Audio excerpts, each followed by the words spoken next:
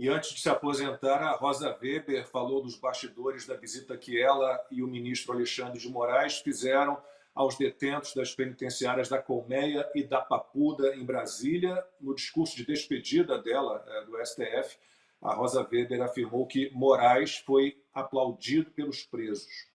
Ministro Alexandre, companheiro indefectível de andanças, jamais recusou um dos meus convites para visitar unidades prisionais e me tornou testemunha do apreço que os detentos têm e as detentas por Sua Excelência. Rezamos juntos, convidados pelos detentos, de 8 de janeiro, né? E depois percorremos diversas celas, tanto da Colmeia quanto da Papuda, e o ministro Alexandre foi aplaudido. Eu não. Ministro Alexandre, né? Também provou, né? Enfim, o ministro Alexandre é realmente um companheiro insubstituível. Bom, isso é um escárnio, né? Isso é um deboche, um delírio. Essa cena real, ela realmente nunca existiu. É só na mente surreal de alguém como a Rosa Weber. Ela já foi desmentida, a gente vai mostrar agora, já foi desmentida por presos da Colmeia e da Papuda. O Ana, e é mais ou menos aquele esquema me veio imediatamente aquele esquema da Coreia do Norte, né?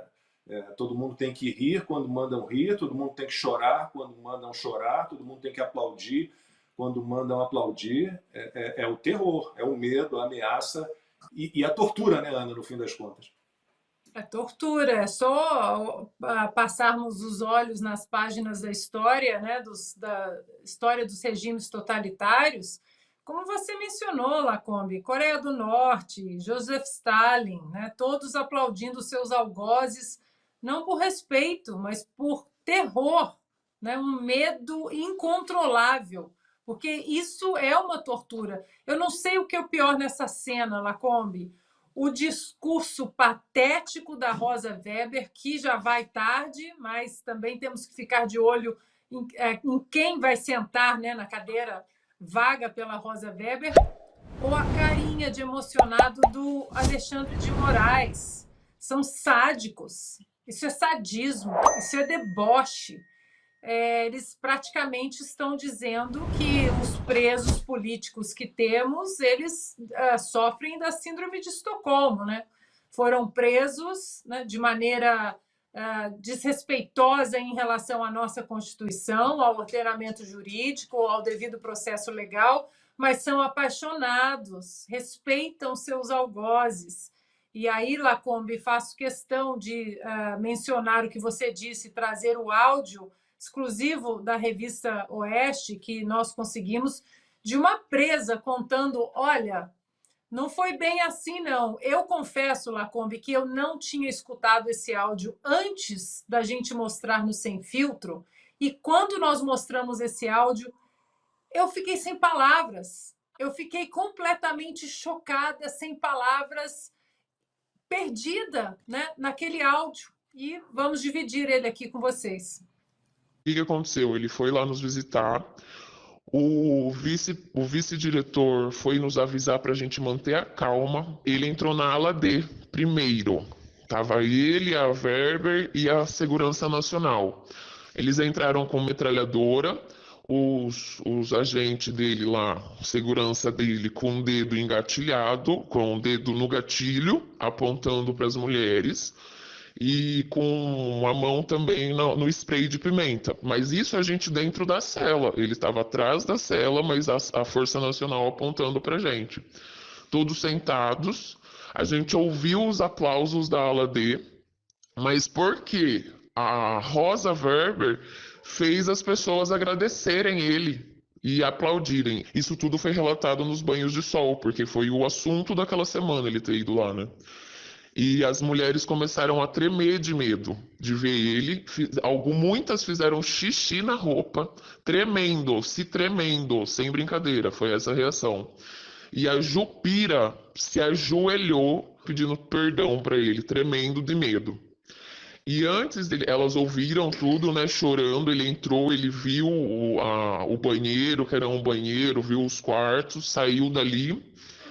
É, a Rosa Weber ficou falando um monte de coisa lá e falou para as meninas agradecerem ele, e ele saiu de lá aplaudido na aula dele. Só uma mulher falou assim: o meu Deus nos ensinou a orar pelos nossos inimigos.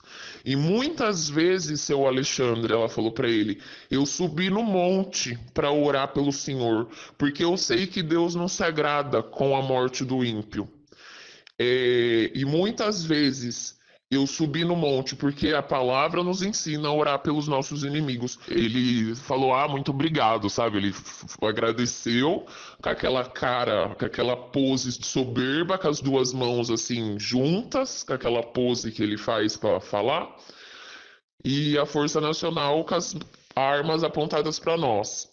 Aí o que ele repetia, isto não é uma vingança, porque ele viu a quantidade de idosa que estava lá dentro. Então ele repetia isso constantemente, isto não é vingança, isto não é uma vingança. Mulheres urinando na calça. Olha, esse áudio, e eu sei que temos mais áudios, mas é de deixar qualquer um perturbado. O nível de sadismo, o nível de deboche, o nível de desrespeito às nossas leis, à nossa Constituição, ao ser humano. Então, né, o Barroso, lá no palanque político da UNE, disse que só em ditadura que tem preso político e censura. Eu vou acrescentar, só em ditadura tem preso político, censura e tortura. Nós temos um outro áudio também com a voz adulterada, porque as pessoas têm medo, né? Que a Gazeta do Povo conseguiu, mais uma testemunha que estava presente. Antes da gente mostrar esse áudio, eu vou abrir aqui com muita tranquilidade uma coisa. Se o Alexandre de Moraes brota na minha frente com uma equipe toda de Força Nacional Armada, eu também digo o que ele quiser. Aplaudo, agradeço ele por ter congelado o meu dinheiro, que eu obtive com muito suor e trabalho, aturando falácias pipérnicas, meses e meses na Jovem Pan. Tá lá tudo confiscado, né? Olha, e pessoal com medo de ladrão que bate carteira, né? Às vezes vem o Supremo e toma muito mais dinheiro da noite para o dia. Então, eu, obviamente, sou tratado como vítima de uma perseguição pelo meu algoz. Mas se ele aparece na minha frente, se ele brota na minha frente com uma força nacional, eu falo o que ele quiser, até que a careca reluzente dele é a coisa mais linda que eu já vi. O que ele quiser, eu falo. Né? Então, isso aí a Ana já matou. Isso é coisa de show trial comunista. Quem estudou história sabe. O regime comunista não basta aos comunistas ditadores subjugar o povo. Eles precisam humilhar, eles precisam fingir que são adorados e todo mundo tem que participar do teatro mequetrefe. Senão vai ser mais punido ainda do que já é. Então, a Gazeta também conseguiu uma testemunha para mostrar o outro lado da história, que o jornalismo perdeu o interesse. Foi muito triste ter que assistir e ouvir o discurso de despedida da ministra Rosa Weber, em que ela cita a visita que ela acompanhou o ministro Alexandre de Moraes lá na Colmeia, e ainda diz que o ministro foi ovacionado no presídio, que ele teve salva de palmas e agradecimento dos patriotas presos no dia 8. Só que isso não aconteceu, muito pelo contrário. Na minha ala, eles chegaram fortemente armados, com fuzis, com armas de grosso calibre, bombas de gás de efeito moral, estavam fortemente armados. Não sei o porquê que fizeram isso, porque nós estávamos, além de estarmos presas, desarmadas, nós não oferecíamos risco algum para nenhum dos ministros. Muitas mulheres doentes, depressivas, a gente estava mal alimentada, desnutrida, muito magras. A última coisa que a gente ia fazer era uma salva de palmas para o nosso algoz, um agradecimento por estarmos todas ali aglomeradas e superlotadas. No local com capacidade para uma média de 30 mulheres, nós estávamos em 103, o triplo da capacidade. Isso não procede, é mentira da ministra. Isso não aconteceu na minha ala, na colmeia, isso não aconteceu. Muito pelo contrário, ele saiu de lá num silêncio sepulcral. O ministro saiu constrangido da minha ala. Não houve uma palma sequer, não houve oração por ele, não houve reza, não houve agradecimento. Como que nós iríamos agradecer o nosso algoz? Isso é mentira.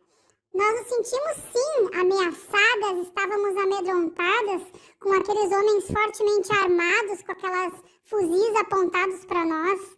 A assessoria dele até tentou, no final ali, dar uma coagida e tentar tirar uma salva de palmas, mas na minha ala isso não ocorreu.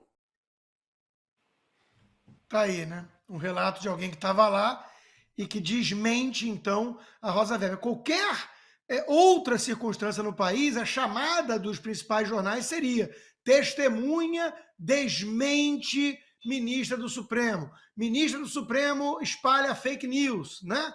Eles fariam assim, né? Só que hoje em dia eles são cúmplices desses que não só espalham fake news, como depois mandam a gente aplaudir. Como é que essas pessoas vão olhar? Eu fico pensando, eu estava ouvindo aqui o discurso você citou do Barroso, mas em especial da Rosa Weber. Eu estou assistindo aqui esse trecho que foi trazido e outros do discurso. Como é que ela vai olhar para as pessoas? Ela vai voltar para a casa dela, vai conviver com as pessoas que moram no bairro, no prédio, no quarteirão, seja lá o que for. Como é que ela vai olhar para a cara das pessoas depois de ter falado tanta bobagem? Depois de ter falado essas mentiras de que as pessoas ficaram felizes com a visita? É óbvio, isso é inverossímil. Como é que você vai achar que um preso que está lá injustamente, quer dizer, tudo bem, se o cara depredou mesmo, quebrou, vai responder processo por dano ao patrimônio, vai responder. Agora, a pessoa está há 9 meses presa, 8 meses presa, porque invadiu um prédio público no país em que homicida recebe direito de redução de pena. As pessoas, criminosos de várias espécies, são liberados nessa famigerada audiência de custódia, que é um grande absurdo. Quer dizer, não tem cabimento. Como é que essas pessoas vão olhar para os seus filhos, para os seus netos, para os seus amigos, para os seus parentes e fazer de conta que elas não participaram de uma farsa, de uma coisa cínica, como foi esse discurso? Esse discurso foi cínico, não há outra palavra para descrever isso. E realmente, isso mostra a falta de pulso da nossa sociedade, que assiste isso de maneira perplexa e, de certa forma, sem reação. Ainda que você diga, olha, está todo mundo com medo do que aconteceu o 8 de janeiro, mas ninguém está dizendo para ir para a rua fazer quebra-quebra.